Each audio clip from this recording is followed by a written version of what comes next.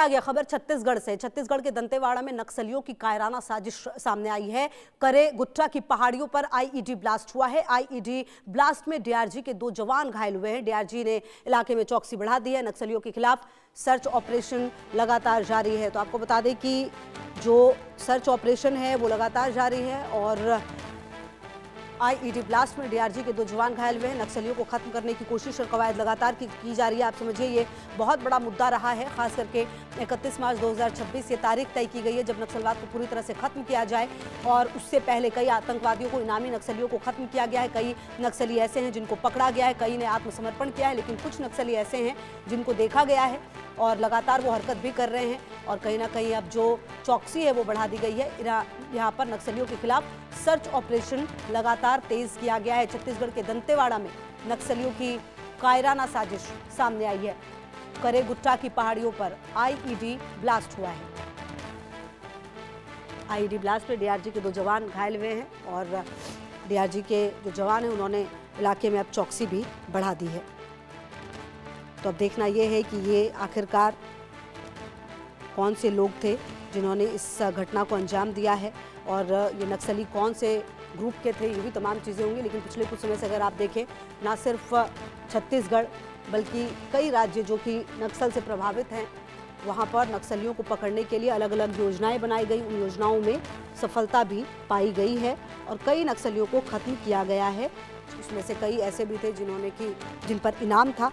और अब आपको बता दें कि और सुधीर वर्मा हमारे सहयोगी ज्यादा जानकारी के लिए इसी खबर पर हमारे साथ। सुधीर, क्या जानकारी मिल पा रही है? क्योंकि देखिए, नक्सलवाद को खत्म करना 31 मार्च 2026 से डेडलाइन दी गई है, लेकिन उससे पहले कुछ नक्सलवादी अभी भी है जो कि ना तो मुख्य धारा में लौटे और अभी पुलिस की पकड़ से भी दूर हैं। इस घटनाक्रम के बारे में क्या जानकारी मिल पाई है?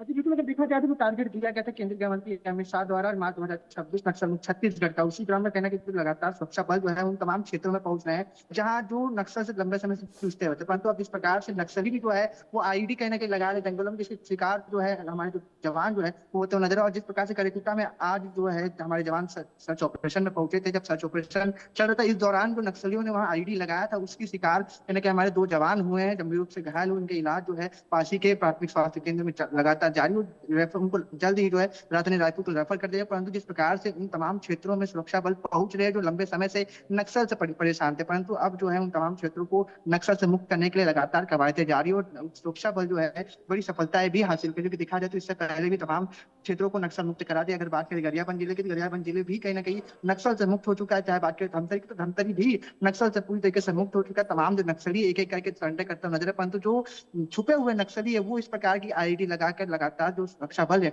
उनको परेशान करे, ऐसे जवानों को जो घायल करने का काम लगातार करते हैं, परंतु जो सुरक्षा बल है वो कहीं ना कहीं तमाम क्षेत्रों में पहुंच रहे और नक्सलियों के खिलाफ जो है तमाम कार्रवाई ऑपरेशन को अंजाम देने के चलते लगातार नक्सलियों में पूरी तरह से बौखलाहट साफ तौर पर देखने को मिली। जिसके चलते एक और घटना जो है आज आईईडी ब्लास्ट की देखने को मिली, इसमें 2 जवान जो है गंभीर रूप से घायल बताया, जिनका इलाज जो है लगातार जारी। और बताया जा रहा है कि पूरे करेकुटा की पहाड़ियों में सर्च ऑपरेशन जारी और अनुमान लगाए कि बड़ी संख्या में नक्सली छुपे होने की आशंका कहीं ना कहीं सुरक्षा बलों को मिलने के चलते वहां पहुंचे थे, सर्च ऑपरेशन चलाए, जिसके चलते कहीं ना कहीं जो आईडी लगाए थे, जिस चपेट में 2 जवान आए, उनका इलाज लगातार जारी। परंतु अनुमान लगाया जाए कि बड़ी संख्या में नक्सली वहां छुपे हुए हैं और कोई बड़ी सफलता भी कहीं ना कहीं सुरक्षा बलों को मिल सकती। क्योंकि देखा जाए तो धीरे दिनों कई ऐसे नक्सली वहां छुपे हुए थे। अगर